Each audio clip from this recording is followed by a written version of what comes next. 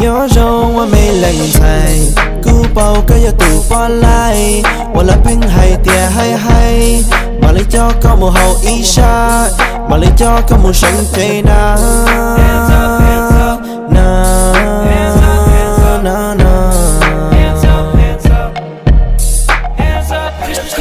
Christian girls hate it when I'm swearing, but when they come close, they be swearing that they virgins. Shawty need a blessing, cause now she bout to. Nhớ rongว่าไม่แรงไทยกูเป่าก็อย่าตู่ปอนไล่วันละเพ่งให้เตียให้มาเลยจอก็มูเฮาอีชามาเลยจอก็มูฉันใจนะ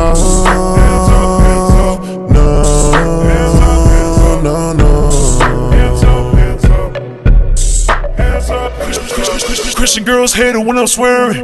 but when they come close, they be swearing that they virgins. Shawty need a blessing, cause now she bout to. Nhớ rongว่าไม่แรงไทยกูเป่าก็อย่าตู่ปอนไล่วันละเพ่งให้เตียให้มาเลยจอก็มูเฮาอีชามาเลยจอก็มูฉันใจนะ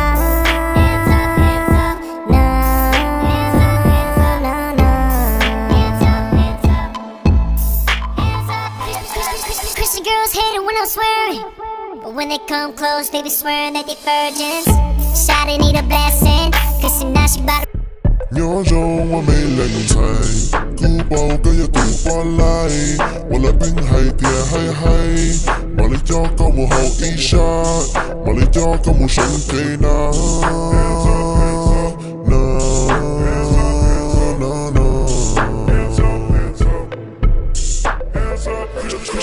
Christian girls hate it when I'm swearing, but when they come close, they be swearing that they virgins. Shawty need a blessing, cause now she bout to. Nhớ rongว่าไม่แรงไทยกูเป่าก็อย่าตู่ปอนไล่วันละเพ่งให้เตียให้มาเลยจอก็มูเฮาอีชามาเลยจอก็มูฉันใจนะ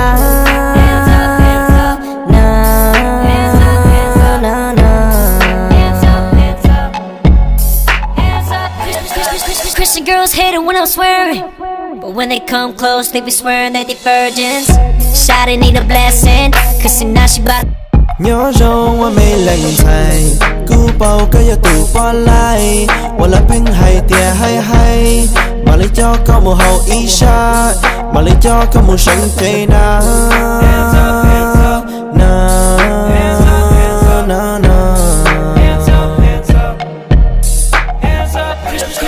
Christian girls hate it when I'm swearing,